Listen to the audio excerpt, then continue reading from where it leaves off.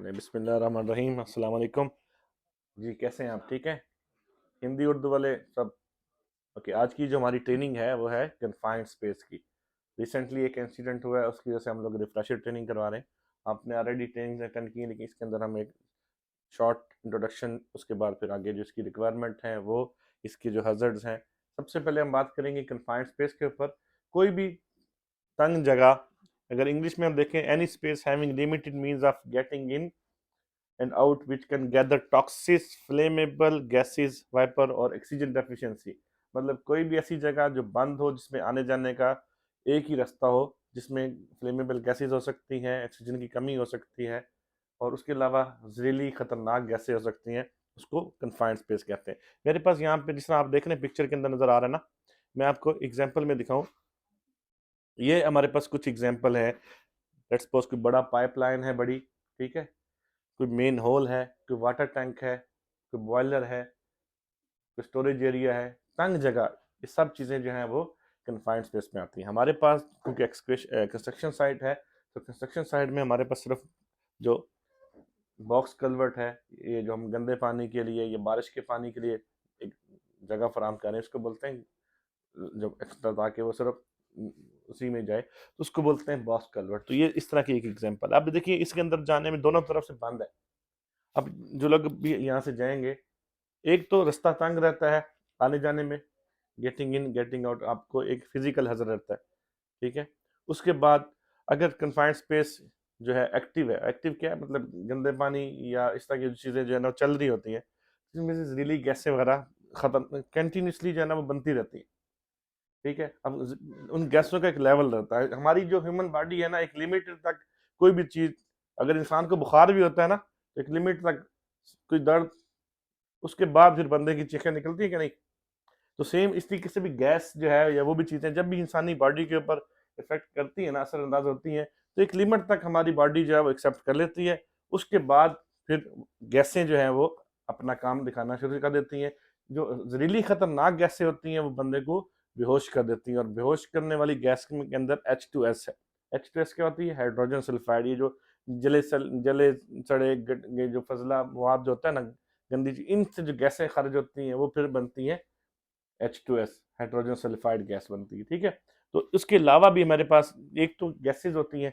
यहाँ पे अगर मैं आपको दिखाऊं, कीड़े मकोड़े, बिच्छू, सांप की गंदी जगह रहती है अगर एक्टिव रहे तो। लेकिन जो नई जगह अभी हमारे पास बॉक्स कन्वर्ट से लगा रहे हैं, उसके अंदर इस तरह की जो चीजें वगैरह हैं, कोई गन इस तरह का कोई भी मवाद नहीं है, तो वहाँ पे पॉसिबिलिटी की ऑक्सीजन डेफिशिएंसी, ऑक्सीजन की जो लिमिट, हम लोग सांस लेते हैं तो हमें 19.5 टू 23.5 जो है वो हमें ऑक्सीजन चाहिए होती है।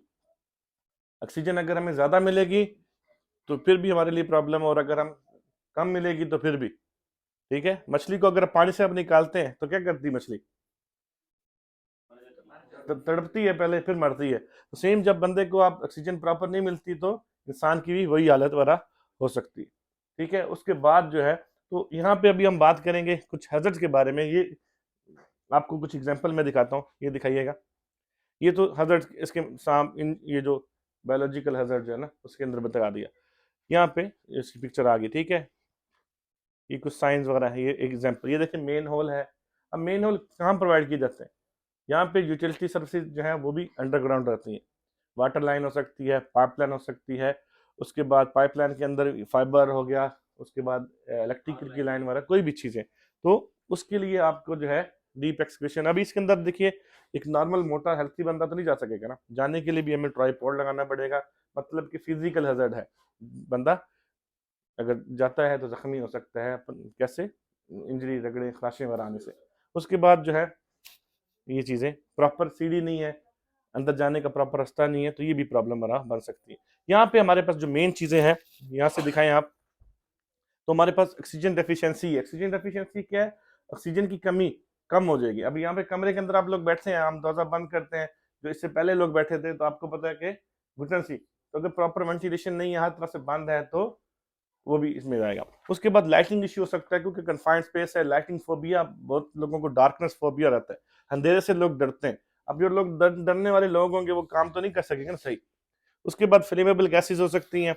बाद ये मूविंग पार्टिकल तब होता है जब बड़ी बड़ी मशीनरी, जनरेटर, बड़े बड़े इंजन वो भी बंद होते हैं, उनके अंदर जाके कोई मेंटेनेंस का काम हो तो ठीक है, प्लांट इक्विपमेंट जो बड़े बड़े प्लांट्स वाला रहते हैं।